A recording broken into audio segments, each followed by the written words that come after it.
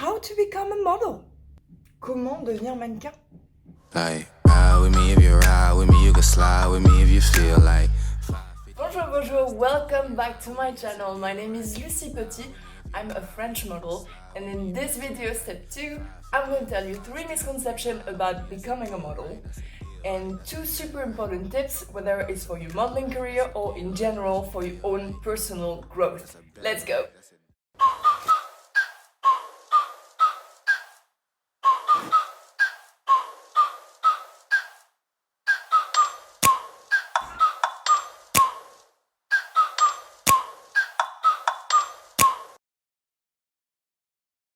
If you haven't watched step 1, I invite you to check it out first, so you can follow the whole story and won't miss on some previous precious tips. Are you good to go? Let's dig in right now. Let's do this. Misconception number 1, you don't have to be wearing a size 0, no, be the pretty girl or the handsome boy. Not anymore! Modeling isn't just about fashion, it's a whole commercial world behind it. A model has to fit with the image of the brand and eventually its customers. Have you noticed how we are all different in this world? There are different sort of modeling that people may not be aware of, like fit modeling, for example. A fitting model works together with a team of designers and technicians to take all together a collection from a simple concept to a final product.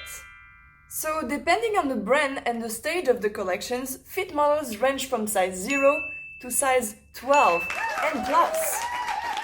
When it comes to fashion modeling, the industry keeps on changing. Not everywhere, not at the same pace, but it is changing. On the runway, for example, it used to be only tall, skinny models, but nowadays there's all kind of people on there.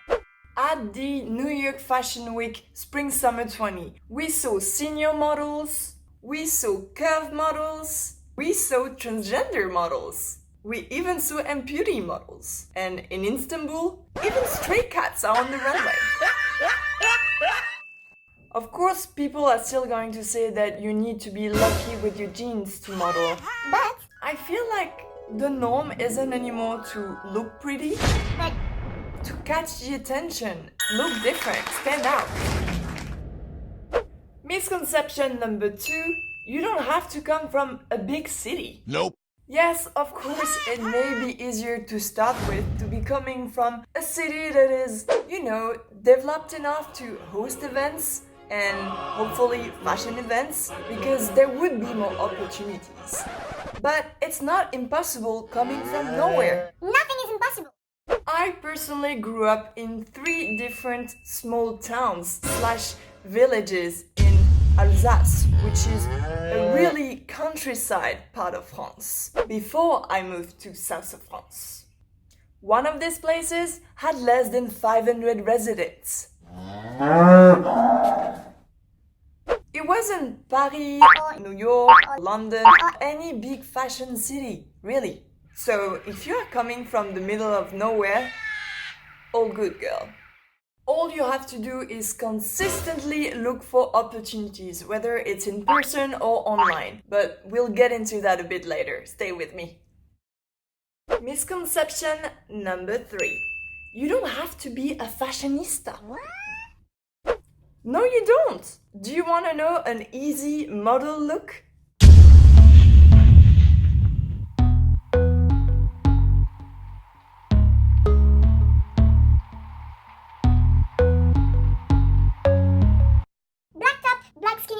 Black heels. All black. It's not complicated. And if you want to add a little twist,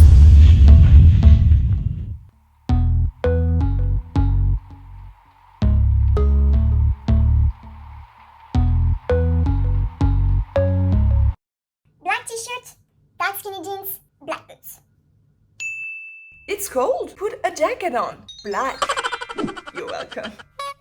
That's the... I just took some digitals look. And don't even bother thinking about matching some accessories, jewelries, watches. No. The simpler, the better. Minimalism at its best. Because you need to be able to show you could wear anything.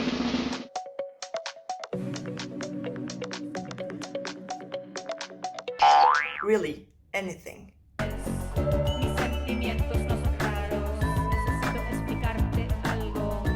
Era un amor inmediato. Me llevas.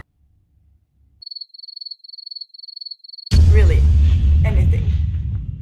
If you ask me to which extent I had no sense of fashion whatsoever when I grew up, man, I guess I was at some point in my life where I was looking for myself and wanted to see life in pink colors, la vie en rose.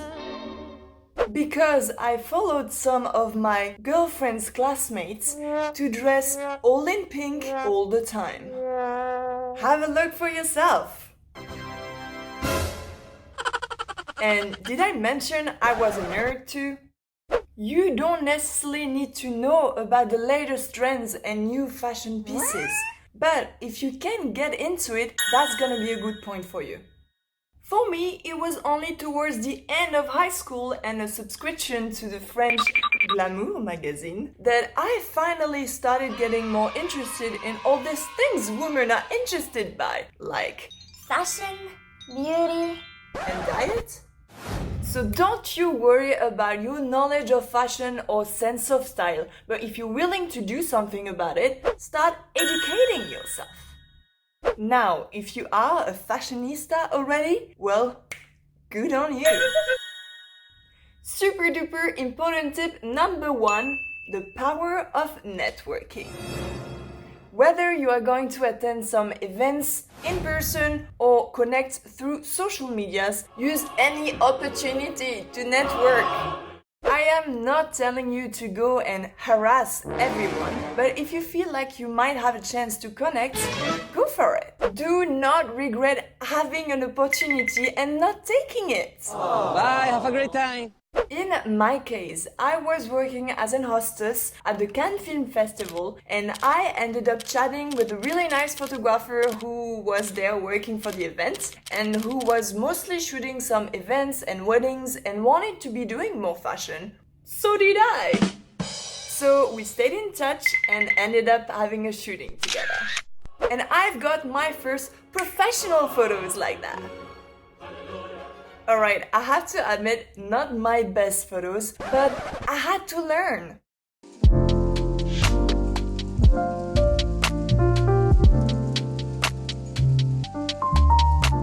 Practice makes perfect.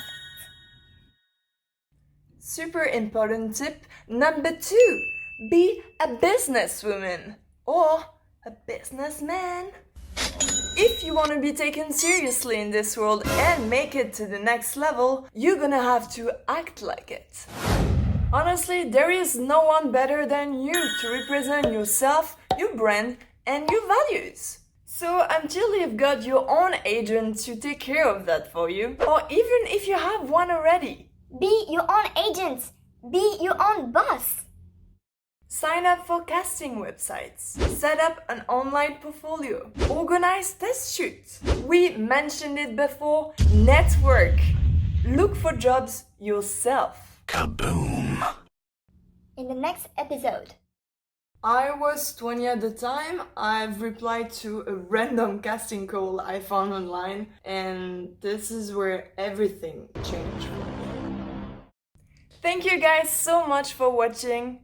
Merci à tous! Please give it a thumb up if you've enjoyed watching the video and let me know in the comments below what you think is gonna happen next. I'll see you guys in the next episode. Bye!